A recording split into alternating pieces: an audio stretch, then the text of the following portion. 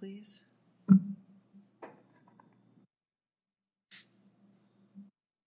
As a reminder to all in attendance, this meeting is being recorded and live streamed on the county's YouTube page. Calling the roll for Ms. Stevens. Cheryl Stevens, present. Mr. Jones. Mr. Jones is absent. Ms. Anderson. Present. Mr. Gary Benjamin. Present. Ms. Blackwell. Present. Ms. Blue Donald. Ms. Blue Donald is absent. Ms. Martin O'Toole. Present. Mr. Nowak. Mr. Nowak is absent. Mr. Siren. Mr. Siren is absent.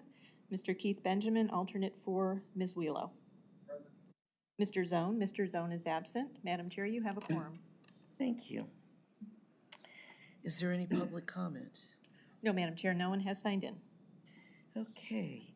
Do we have minutes from February 28th?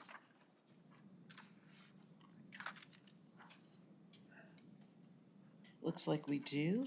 Does anyone have any changes? If not, do I have a motion to approve? I move for passage. Second? Hearing a first and a second. Any discussion? No discussion. All in favor, aye. Aye. Any opposed with the same sign? Thank you. The minutes are approved. Okay. There is nothing new referred to the committee. I just want to do a short preamble. This is the last official meeting of this committee. However, we will have one or two, probably two additional working sessions so that we can polish up a document to forward to the full council committee, which is then presented to council as a whole. Frank and Cynthia and I and the other team members of council staff, instead of doing just a community development presentation, I would like to do a presentation to committee of a whole in the next 2 months. So we'll have to ask the council president. I'd like for you to talk amongst yourselves to see who could be like the 3 people to present to council as a whole, the full body, because I think that the work that we did over the last 4 years is substantive, and I think that we want to recommend that this reoccur. As you know, December 31st, 2024 will be my last day of service as an elected official for Cuyahoga County. I do not plan on running for office again, but I do plan on being an active member of this community. So some of you may see me beside you instead of in a leadership role in front of a committee. I hope that you will welcome me to the activist role which you've all taken on as champions. But the work that we have done here is tremendous. It becomes a watchdog for what we do as county government. For those who are watching this and don't understand the significance, it's $3 billion that's actively deposited and moved through lenders on behalf of the real estate tax process. And it's another probably $5 billion that is actively deposited in overnights investments that we draw down from the federal government and the state government as we're active, and that's annually. So this is a substantive form of government that my elected official colleagues and I represent, and the work that you did here was substantive if you think $1 billion is a substantive amount of money. And so for those of us who believe that what we do is important and the advocacy of getting governments and lenders to pay attention to the future value of our communities that we serve and work in is important, then I want to thank you at the beginning of this meeting and again at the end for the work that you have done, because it is important to make sure that we continue to invest in ways that individual property owners and business owners can borrow and invest in the real estate and in their businesses in this county, or we don't have a long-term future. With that, I want to ask staff on the record to talk about a treasurer update. If you could move to one of the microphones, Ms. Mason. Good afternoon, Madam Chair and members. Cynthia Mason, council staff. Director Cromez or any of his staff could not be in attendance today. He did provide a statement via email, which I will read in part. The email states that this week his office will be meeting with Huntington Bank at this time, I believe is today and tomorrow, on this very topic as far as community reinvestment issues. And he stated that he can broadly share that they are moving forward with having conversations in this area with all of the finalists during. 4 finalists? Yes. There were 4 finalists? Yes. They will be moving forward with the 4 finalists the latter part of this week. And asks have been made of all of them for concrete deliverables based on the subcommittee's work and on the report from the county's consultant. These were transmitted by Chief Gallagher, Katie Gallagher, on our behalf, in that we can reach out to her for additional information. So that's something I'm hoping as the subcommittee actually moves their work into the broader Community Development Committee, that information from the Treasurer's Office will be shared. So that's the statement that they provided. Thank you. Okay, next we move to status of final lending research report. Frank, you're in the right seat. Yes. Mr. Ford, if you would update So, us, please. my contract ends April 5th, I believe, and technically I should have that report done no later than that. However, I have mentioned to Chair Stevens that because we changed the method of evaluating lenders from a strictly numerical number to a market share approach, in order to do this properly, if you recall, I've got charts which show 7 years. 7 years of progress of KeyBank and the other major banks. To do that with the market share approach means I have to go back and do that for all 7 years, which I'm very willing to do, including beyond my contract termination date. But I do need a little more time. So I'm wondering if that could be folded into something that gets reviewed as well as the final report. Okay. Yeah. Let's talk amongst ourselves. Perspectives? Sally? Madam Chair, I think that's reasonable. I mean, we're asking for something different than was the original scope of work, and obviously we think this is going to be a better measure. I think it's fair. Yeah. If you've worked hard enough to earn 10% of this market, then we look at your doing things that parallel that. Okay, anyone else? Okay, Frank, I think you got some instructions there. Okay. 'Cause that was simple. Yep. I'm already working on it, so it's. And in preparation of that final, is there anything else on the final lending research? No, nothing on the final lending, although I do have something on item C if it's appropriate for me to. Let's just move into item C. So I think that, I can't remember if it was discussed at one or two of the last meetings, or it might have been emails that were exchanged about exactly what you said earlier, the importance of transmitting to council something that is a summary of what are the activities of the last 3 years? What are the major findings, observations and findings of this subcommittee? And then what are the recommendations that we've come up with? And I have put together a draft of that. I think it's only something that I put together, so I think it probably should be reviewed by the working group. This goes back again to if there's a couple working sessions that this would be appropriate to share and have that be reviewed. Okay. And I can,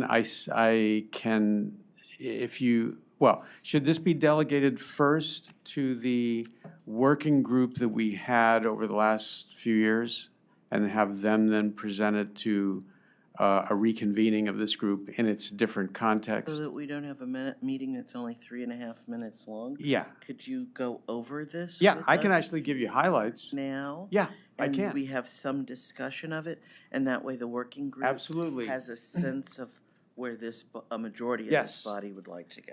I'm glad you suggested that, because I think that is a good idea, since we're otherwise going to have a 3.5-minute meeting, as you said. So we've got time for this. So the way I've written this so far is it is broken down by 3 groups: activities, findings, and recommendations. And I'm just going to highlight some things. Activities include, of course, our regular meetings, meetings of a working group that was convened to meet in between regular meetings as necessary, reviewing reports from KeyBank, reviewing periodic research reports, exploring and evaluating methods of measuring bank performance. We've explored the feasibility of engaging other lending institutions beyond those that are contracting with the county. We discussed that that was at least something that could be worth doing. We also identified where are there unmet needs. Some of this, of course, comes from the research, but I think it also comes from the dialogue that we've all had and the on-the-ground experience that many people have. Home repair certainly was a major factor there. And then the big thing is, towards the end of our work, this group has developed recommendations for the next contract. Those are highlights of activities, highlights of the key findings. I think one of them, which Chair Stevens articulated, I think very well, it could have been the last meeting or the meeting before, the idea that the housing stock of the county it's one of its major, if not the major resource, because what derives from that housing stock is all the property tax revenue that supports so many things. And in order to preserve and protect that housing stock, people need access to home repair loans, home improvement loans, and home purchase loans. So that was sort of the first thing laid out right off the bat. A second finding would be that this is proposed, that what the county has done starting 4 years ago to leverage its deposits to obtain improved lending in underserved communities is creative, commendable, and my suggestion is that we acknowledge it may be one of the few in the country. There are other examples of municipalities that have done it. I don't know of any other county government that's done it, so this could be the first. So that's praise, which should be acknowledged. Now, following that, though, even notwithstanding the praise, one of the things that we've observed here over 3 years is that as forward-thinking as that is, there are some areas that could be improved. And one was the deliverables or the lack of specificity with regard to quantifiable deliverables that was in the original agreement. One of the things is that in negotiations with a lender in 2019 and 2020, the then administration was willing to talk with members of the community that were activists, for lack of a better moniker. Mm-hmm. And there were 13 items proposed and included in the contract, but no form of measurement was placed in the contract, and no methodology for saying that if you didn't meet at least one of these criteria, there could be a recommendation that should not be funded in the same way. Instead, it was all best efforts, and as we saw it, I think only one was actually engaged, and that was the one where the county put a deposit in place to actually affect that improvement. And so what we want to see are some things done individually by a lender, as well as things that are in partnership with government or governments. And so it is incredibly important to begin to measure what we do. Did I see your hand go up, Miss Sally? No. Okay. Agreeing with you. I'm sorry, go ahead, Frank. Okay. And then a follow-up to the idea of having measurable deliverables. I think something that emerged really in this last period here,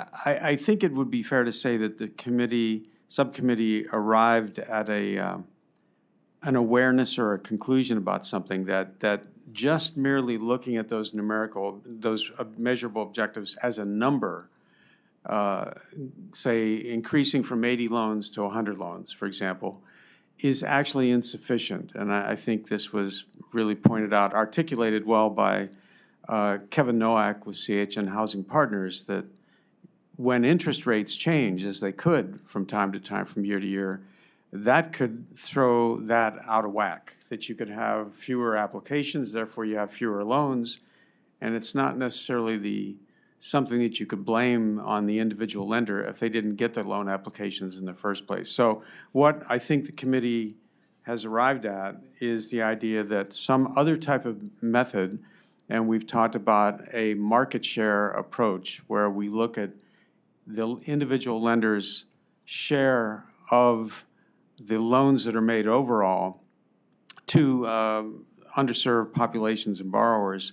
If that could be maintained, even if the applications come down, their percentage of that could be maintained and even improved.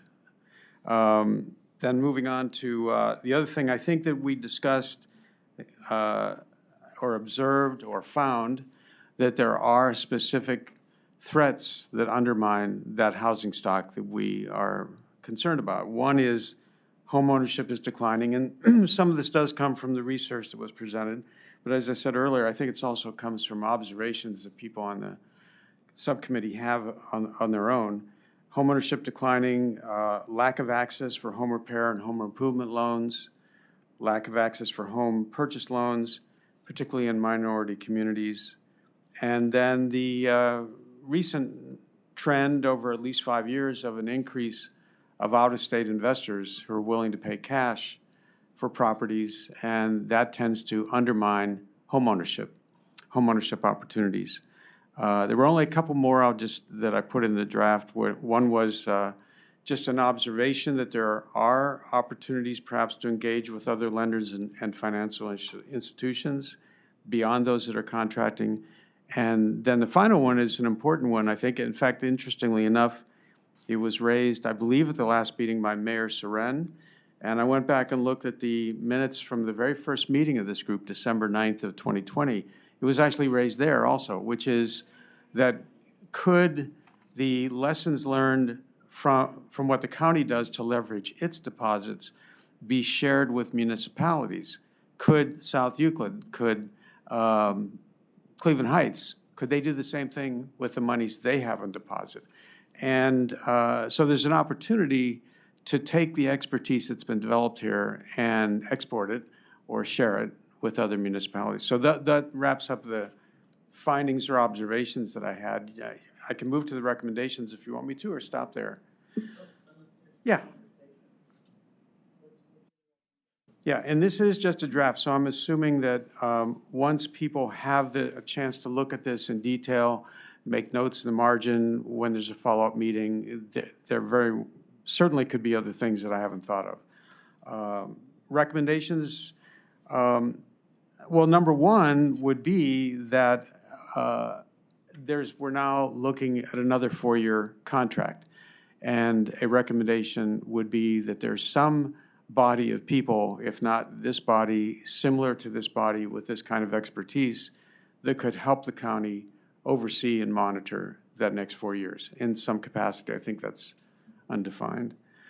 Second would be, and this goes specifically to what we talked about earlier about lack of specificity, that recommending that the next contract have performance objectives that are quantifiable and measurable, that they're not merely stated as a good faith effort, and that specifically the county consider the market share approach.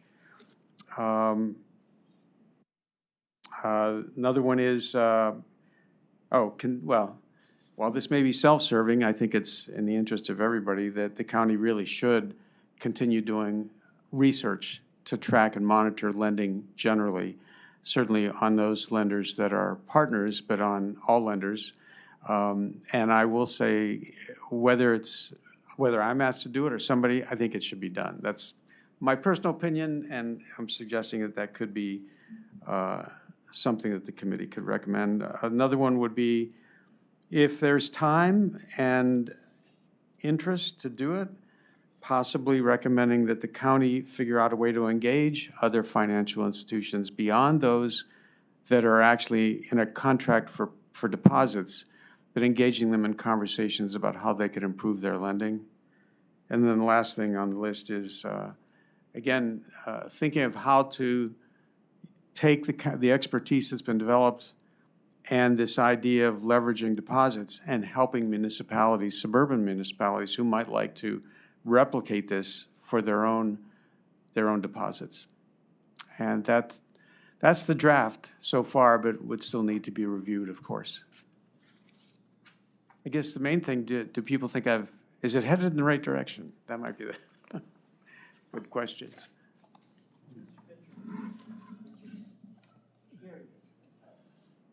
I think it's headed in the right direction. I mean, a lot of times I'd be more on the side of, let's tell the banks they screwed up. But I think we're at the point now where we just got to go forward, and this is a pretty good plan, it seems to me. As to the suburban piece of this, the Racial Justice Task Force in Cleveland Heights recommended that we do this through Cleveland Heights. And that's going to be presented to the city council there April 9th. Package of things for them to consider. So it's starting. This is well done, Frank. I don't want to cut off anybody else that wants to observe, comment. I would just add, in addition to what Gary Benjamin is sharing, First Suburbs Consortium began this work about 2 years ago under the leadership of Mayor Brad Sellers in Warrensville Heights when he was the president. To just really band together and pull deposits to really get the bank's attention so that they would begin to lend in our city. So this is also something taking place in the First Suburbs Consortium. I remember that, yes. We have more and more bodies officially recognizing the significance of the deposits made by their operations.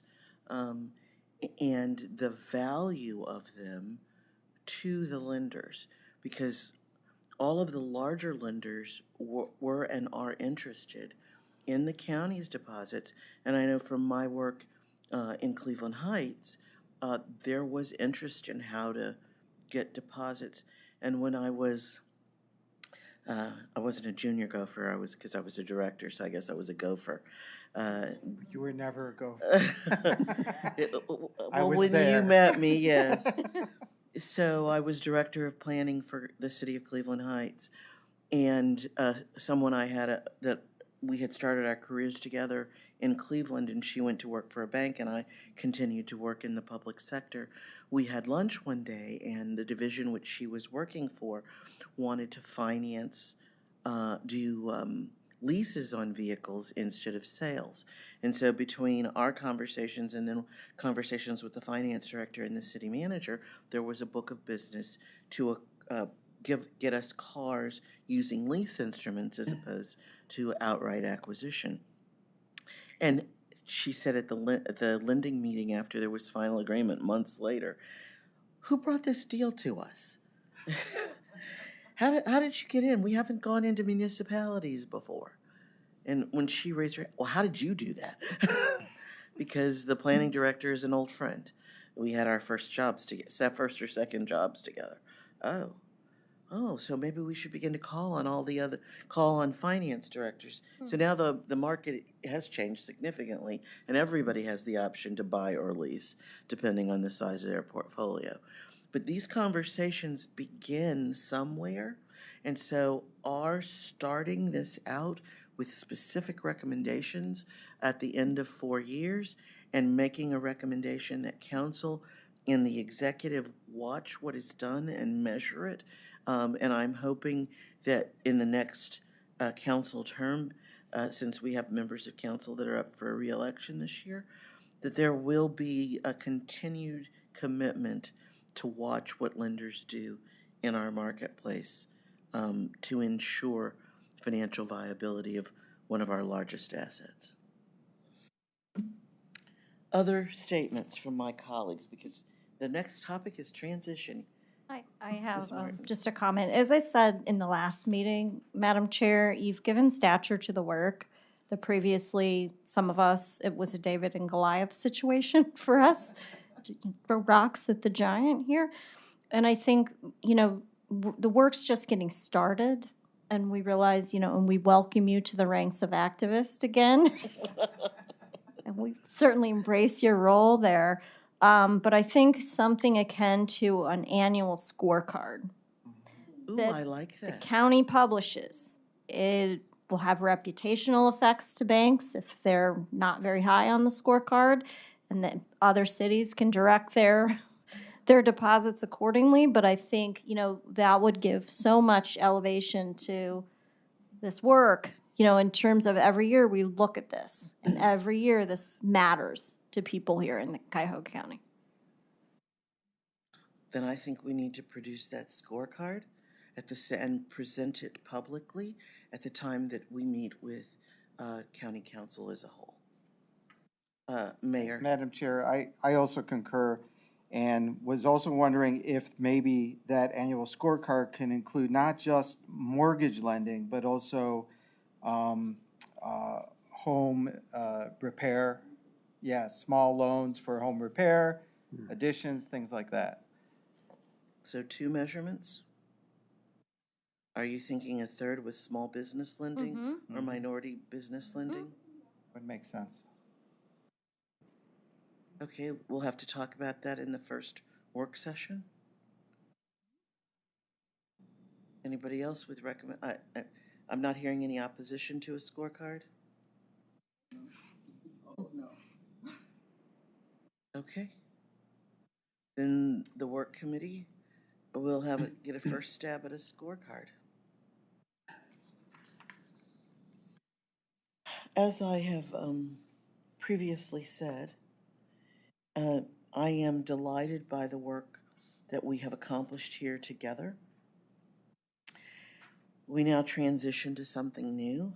There will be new leadership, or a piece of county council's leadership will be new, since I have been vice president of council and will be stepping down. So there will be a new vice president at a minimum. And there will be some transition in leadership of committees, because there will be at least 3 new members of council. And so because of that, it's important to begin wherever you live, whatever district you live in, to begin to ask your county council person to reinvigorate a committee of this stature. For example, I know that Mayor Blackwell lives in the president's district, so he will be able to put his thumb on the scale if this is something she strongly encourages him to do. I know, well, I had a predominance of the committee that lived in my district, didn't I? Wow. Whose district do you live in? Honey Simon. Okay, then you're going to have to talk to Miss Simon. And so members will have to talk to, members of this committee will have to talk to members of council. If you have relationships outside, I know, for example, Ms. Anderson, you do have regional relationships. So each of those council people that you've interacted with, especially on the far west side, where they benefit from our work, but the reality is they also receive the banking relationships easier. So calling on those those gentle people that are my colleagues today, and asking them to weigh in on reinvigorating this type of work is incredibly important. The future of what our county looks like is dependent on us speaking up and saying that certain things must be done to protect this county, whether it's in the core city, the inner ring suburbs, or the exurbs. We must champion things that help us stay strong collectively, as opposed to some portions of the county stay strong or get stronger and others are not as strong. So it's incredibly important for those of us who have voices that interact with other members to dialogue with that. The chair recognizes Mayor Sarin has joined us. So I love that. I'm still thinking about your ideas, Sally. Thank you. Because it gives something, so, I mean, we literally could print it up so it's just a little bit bigger than hand size to pass out to folks, if we can get through articulating it concisely. Comments? Thank you. Thank you for the opportunity. County Council Vice President Stevens, I welcome the opportunity. First of all, I welcome you. You've always been an advocate no matter which side you were sitting on. And Even what when you your didn't like my advocacy. Even when I didn't like it. Even when She we has were. the best story to tell about me telling her, no, that's not how I want you to do something. No, we don't want to do that right now. So but I do also welcome the opportunity to embrace talking to those on the far side of our city, on the west side, and engaging them in this activity. And I am feeling confident at this point that we will definitely have those people joining us. So I will reach out.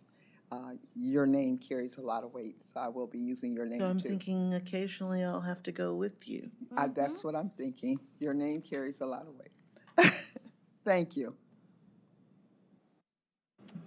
Madam President, I want to share to this committee that I was in a First Suburbs meeting, and it was the city of Brooklyn was hosting the meeting. I can't think of the new treasurer's name. It escapes me. What's the new treasurer's County? name? Yeah, Oh, county. Brad Cromus. Brad Cromus. He actually spoke to this work Mhm. and how we were helping, and there's, I can't remember how many cities it is now, but it was full, it was standing room only, and how we were helping to shape them, determine, making, as the staff person, Cynthia Mason, shared in the statement from the treasurer, how we were helping them to shape, to make this decision, the best decision, but he did give acknowledgement to the work of this committee, and I thought it was very nice, and it was very positive. And he shared that with probably over 30 mayors. Thank you. So I think people forget that I was a mayor for a little bit. And so I never forget my allegiance to y'all.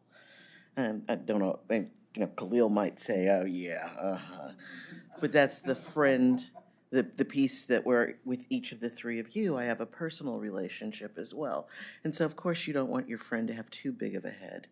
But I do love what you represent collectively in our communities, that when nobody else loves your town, you do. And when other people pick at you and don't give you a shot and recognize the hard work, the good things, the what ifs that you go through in the middle of the night, and that there's hardly anybody else in the room who has your job description. So a lot of the times you feel all alone.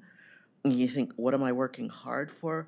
Why am I all alone? Don't they get how hard I'm working to make sure that this community has a future? We do. Community activists all across this county love the cities they live in, want them to prosper and grow, to be resilient, to have futures. Some of us even have children we hope will come home after they go to college and invest in the community and buy homes in the community and live, okay, if they don't live in the exact same community we live in, that they'll buy a house in the next one over. The reality is we won't have any of this if all of us are not active today about that unknown future. So thank you each for sitting with me and listening to me pontificate and being willing to accept me back as an activist at the end of the year. I do know the way to your office, Mayor Blackwell. Do you still have Mr. Chicken? Okay.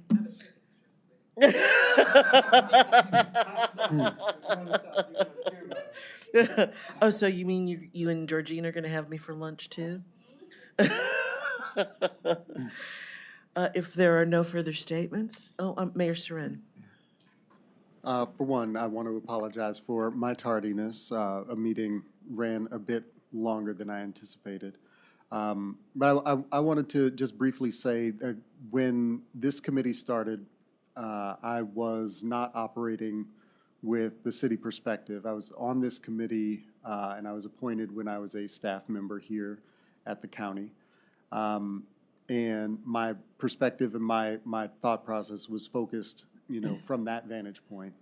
And since the transition my professional transition to mayor of Cleveland Heights, I think my continued, attendance and work with this committee has been valuable from that perspective as well. And so I wanted to thank you, and I wanted to thank the county for putting this together.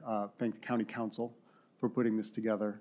So that this can provide an example, I think, beyond the county's approach to its banking relationships and how we see those things moving forward. I think this can provide an example on the smaller level, on the municipal level, and so I want to express my appreciation for that.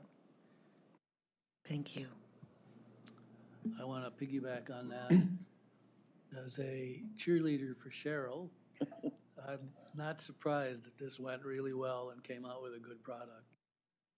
I'm glad you got Greater Cleveland congregations and me specifically involved. And I think probably I speak for everybody here and just say thank you. Yes.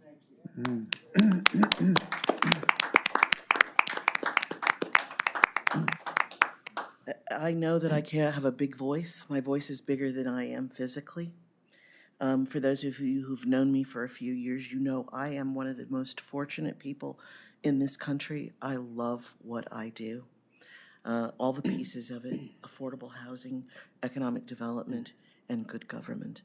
That my commitment is not one that it only exists from 8:30 to 4:30. It is a 24/7 commitment. But as we mature, we know that it's time to let other people try to do things and sometimes become a coach and a supporter. Khalil has survived some of my support. And the reality is that we must all look to the future.